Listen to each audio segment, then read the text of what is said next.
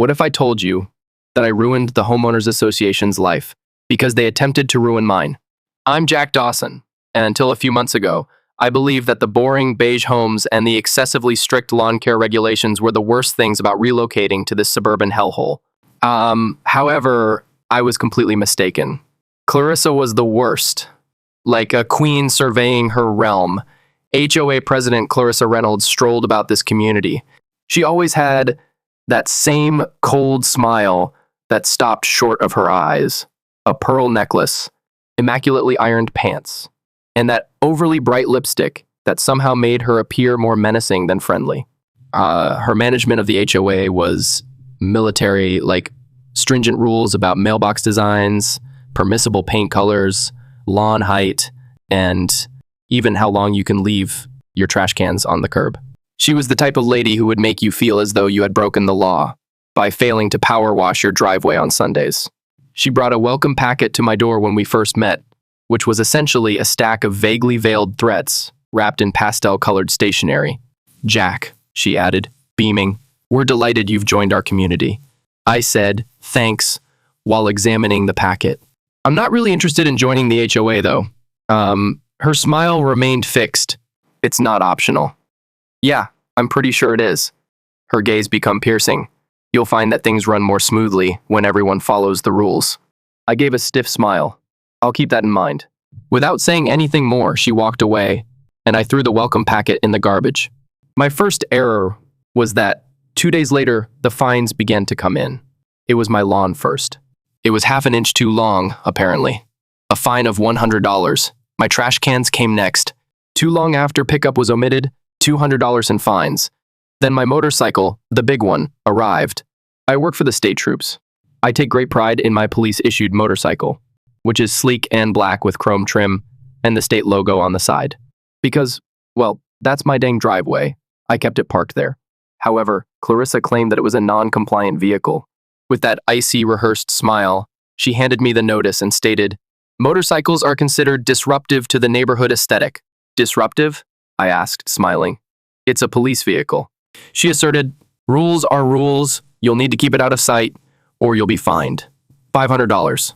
I put the notification in my pocket after folding it. "Yeah, no." Her smile widened. "Then I suppose we'll have to escalate." I ought to have realized that meant war. One heard crackling when I woke up 2 nights later. I initially believed it to be a dream, possibly a bonfire or a summer BBQ, but the dense, pungent smoke coming through my window convinced me otherwise. As I threw off the sheets and rushed to the window, my chest constricted. My blood froze at what I saw. My motorcycle, which was owned by the police and provided by the state, caught fire. Like a terrible conflagration, flames licked at the pavement as it danced across its frame. My initial impulse was to reach for the fire extinguisher, but I knew it was too late, even as I staggered to the door. The harm was already done, and the flames were too high. As soon as I went outdoors and felt the cool concrete beneath my bare feet, the heat assaulted my face. As I gazed at the flaming ruin, my heart thumped in my ears. I heard it after that. Laughter. Sluggish, patronizing laughter. I walked over to the house on the other side of the street. In the shade of a well-kept lawn, a small group of people stood holding wine glasses. Clarissa, wearing her trademark jacket and pearls, stood in the middle of the group, grinning like the goddamn Grinch. She lifted her glass. "Next time, follow the rules, Mr. Dawson." I went cold. Not because I'm afraid, not from shock, but because I was attempting to understand the extent of these madmen's derangement. I work as a police officer. I've dealt with drug addicts, criminals, careless drivers, and even the odd psychopath, but I've never witnessed suburban residents openly set their homes on fire over a parking dispute.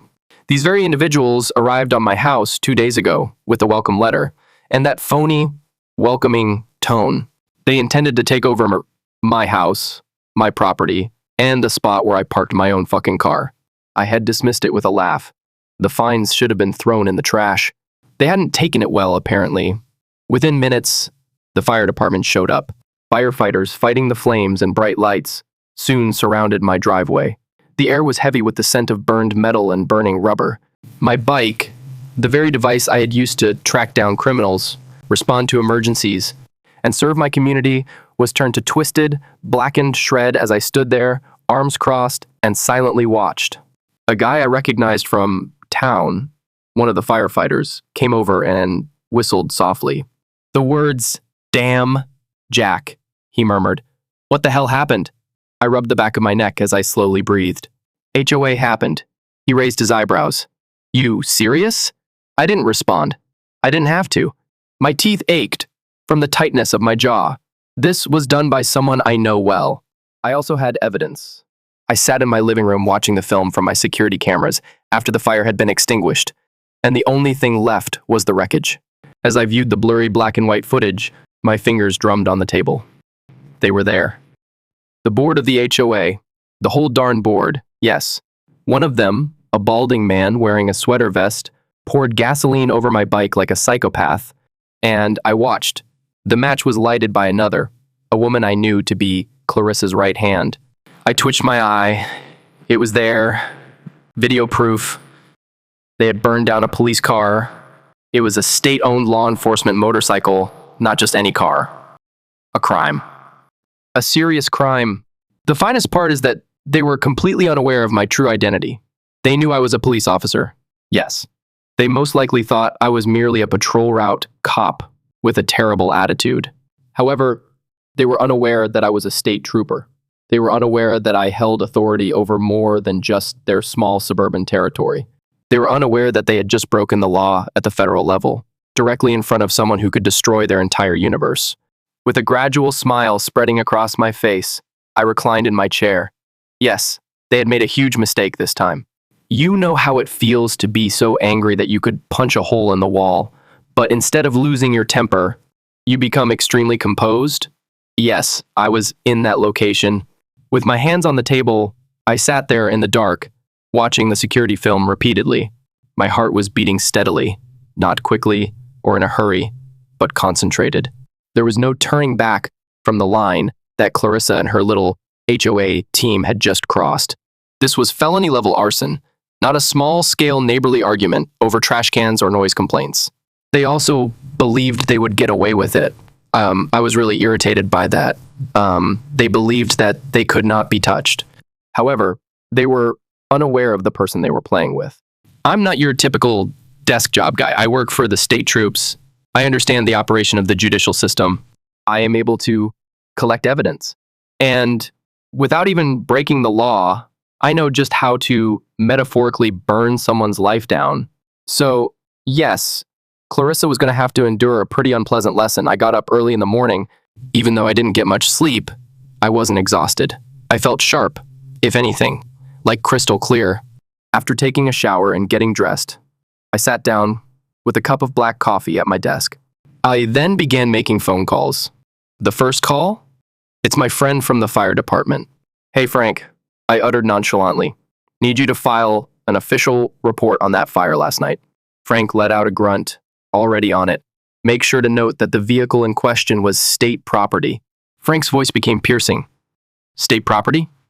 "Yeah," I replied, reclining in my seat. "Motorcycle was registered to the state.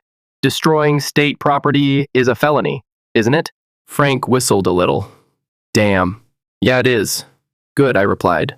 "Make sure the report reflects that." Frank laughed. "Got it. What's the next call?" The office of the county sheriff, saying, "Hey, Sheriff Tate, need you to open an investigation into last night's fire." Tate let out a sigh.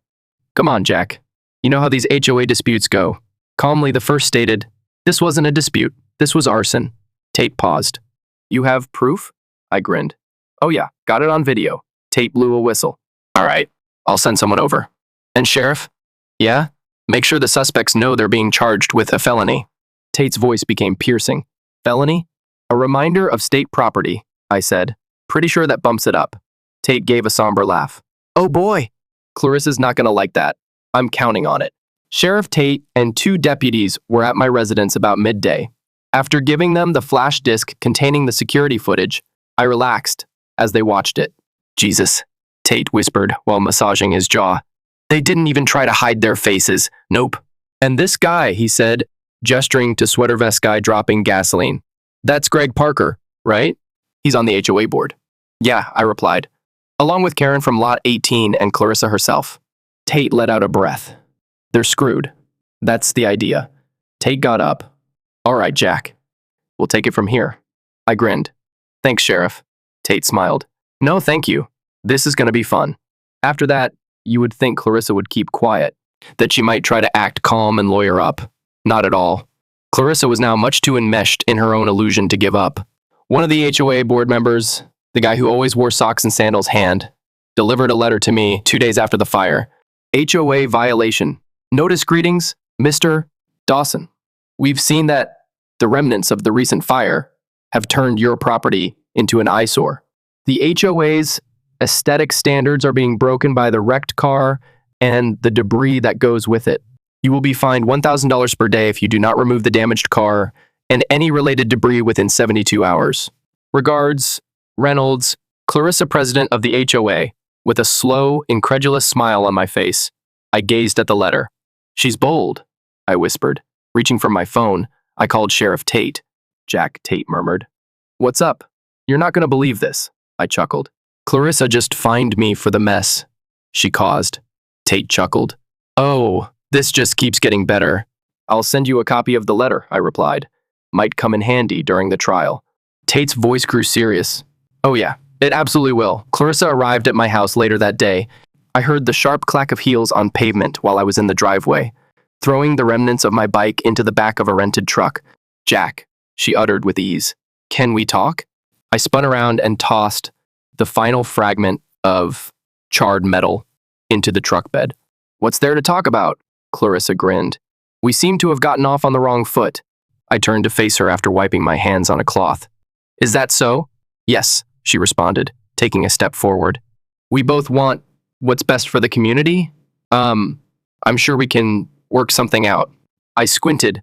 Are you offering a bribe, Clarissa? Her grin grew angular. Not at all. Just a compromise. I moved in closer till we were only a few inches apart. Clarissa, do you know what happens when you destroy state property? Her gaze grew gloomy. Silently, felony charges, I said. Serious ones. And thanks to that letter you sent me, we've got motive and intent on paper. Clarissa's grin went cold. When I said, you screwed up, and you're about to find out just how badly. Clarissa's lips clenched. This is a misunderstanding. I grinned. Oh, it's very clear. She tightened her jaw. Jack, there's no need to escalate this. I leaned a little. You escalated it when you set my bike on fire. For a split second, her eyes widened. Then she smiled again. We'll see about that. Her heels clicked on the pavement as she turned and left. My mouth clenched as I watched her leave. Clarissa, oh, you don't know what's going to happen next. Sheriff Tate called 3 hours later. His words were, Jack, you sitting down? Hit me. We're filing charges tomorrow morning. Greg Parker already flipped. He's naming names. I grinned. Let me guess. Clarissa's at the top of the list? Yep. And the felony charges? Tate laughed and said, arson and destruction of state property. Clarissa's about to have a very bad day. My smile got bigger. Good. I watched the sun sink over the neighborhood from the window. The lawns are immaculate. The driveways were immaculate. The homes were painted in beige and cream paint colors that were approved. Clarissa's empire was on the verge of disintegrating, and I would relish every moment of it. Are you familiar with the proverb that states that retaliation is best enjoyed cold? Yes, that is untrue. With a side of public humiliation and a large boiling glass of you brought this on yourself, revenge is best enjoyed hot. The HOA board and Clarissa were going to have to learn that the hard way. I woke up the morning following Sheriff Tate's call feeling nearly at ease. I should have been stressed, but it was funny. I had a ton of paperwork waiting for me at work. My bike was gone, and I was still coping with the effects of the fire. Instead, though, I felt at ease, sensible, because I was fully aware of how this would unfold. By midday, Clarissa, Greg, and Karen from Lot 18 were formally charged by Sheriff Tate's office. Arson, conspiracy, damage to state property. All of them are felonies. The entire neighborhood was discussing it by 3 p.m. It began with conversations on the sidewalk during dog walks and murmurs across garden gates. Did you hear? Clarissa got arrested. No way. For what? Something about a fire. Additionally, Clarissa used to oversee the HOA Facebook page, which was on fire by 5 p.m. Thank God. Not literally this time. Does anyone know why the sheriff's office was at Clarissa's house? I heard it's related to Jack Dawson's motorcycle. Wait, isn't he a cop? OMG. Was it arson? People were going crazy. Clarissa, too? There was no sign of her until the emergency meeting of the HOA. Naturally, despite being charged with a felony, Clarissa believed she could resolve this with one of her official statements. The clubhouse, a rudimentary trailer with beige walls and plastic folding chairs, served as the venue for the conference. The sort of restaurant that had a subtle hint of cheap coffee and poor choices. With my arms folded, I sat in the back and watched as Clarissa walked confidently to the front of the room, as if she were standing right outside a prison cell. She appeared tense. Her normally immaculate blazer was a little rumpled. Awkwardly, her pearl necklace pressed on her throat. What about that phony smile of hers? It was sticking less firmly than before. Clarissa said, "Good evening," in a soft voice. "Thank you all for coming on such short notice." Nobody gave a clap. Clarissa's grin became more strained. As I'm sure you've heard, there have been allegations made against certain members of this board. Allegations? Was a whisper. It's on video. Clarissa's gaze strayed to my seat at the rear of the room. Her grin grew angular. "I assure you," she said, "these accusations are baseless, a misunderstanding, at worst." I arched an eyebrow. "Unfortunately, certain individuals have chosen to escalate personal conflicts into legal matters," Clarissa said, looking directly at me. Oh, it was there. Clarissa had no intention of apologizing. Instead, she intended to deceive the entire neighborhood into believing that I was to blame. I sat back in my chair and grinned. "Hey, Clarissa?" She jerked her head in my direction. "A casual, quick question," I said. "Did the security footage lie?" Her smile remained fixed. "I'm sure there's an explanation." "Yeah," I interrupted her. "The explanation is that you set my bike on fire." The room echoed with gasps. Clarissa's lips became thinner. "Jack, we don't need to turn this into a public." When I said, "I think we do," now my voice was harsh. "Because the last time you handled things privately, my motorcycle ended up in flames." Clarissa's gaze flickered. "That's not," I interrupted. "You know what's funny? I'm a state trooper. That motorcycle was government property, which makes what you did a felony." Clarissa's face went white. I grinned and asked, "And the best part? I've got it all on tape." Clear as day, Greg and Karen already rolled over and told the sheriff everything. "You're screwed, Clarissa." Clarissa's mouth clenched. "We'll see what the lawyers say." "Oh, you'll need a good one," I replied, "because the state isn't dropping the charges." Clarissa's mouth parted, then shut again. I brushed imaginary lint off my sleeve and got to my feet. "Anyway, good luck with all that. I'm sure it'll work out great for you." I made my way to the door. I leaned close enough to let Clarissa hear me as I went by. I muttered, "You should have just left me alone." The fury in Clarissa's eyes was burning. "You think this is over?" I grinned. "Oh, honey, it hasn't even started." I didn't turn around as I left the room. Clarissa fought her way to the end. A motion to dismiss the charges was submitted by her attorney, Jason Blackwell, a cunning, snake-like man. Stated that there was circumstantial evidence, mentioned reasonable doubt. However, the video footage was flawless. Greg and Karen had signed admissions to the sheriff's office. Additionally, the prosecution dropped one small bombshell that sealed the deal when Jason attempted to claim that the fire was an accident, gasoline. The usage of an accelerant was verified by the fire inspector's report, whose prints were all over the gas. Can you ask? Yes, Clarissa's. The HOA convened another emergency meeting 2 weeks later. Clarissa wasn't present this time. While she awaited trial, she was in county prison. Karen and Greg had accepted plea bargains, agreeing to testify against Clarissa in return for lighter sentences. Astute.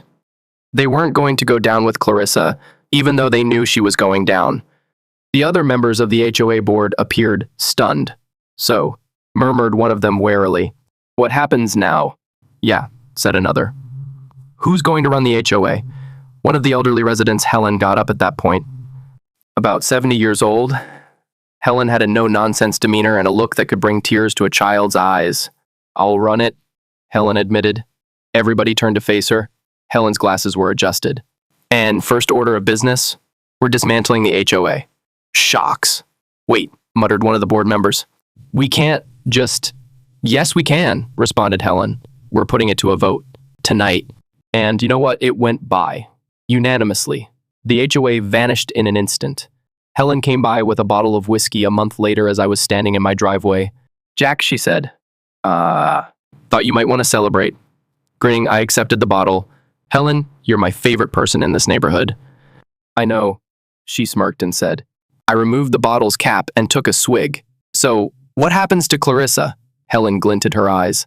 5 to 7 years, probably." I grinned. "Good." Helen gave me an arm pat. "You did good, Jack." "Yeah," I replied. "It's funny, I didn't want to be part of this neighborhood." Helen grinned.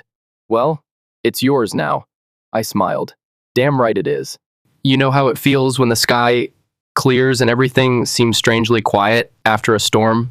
After the HOA was abolished, the neighborhood felt that way. It was too silent. Without the HOA breathing down their necks, nobody understood how to operate.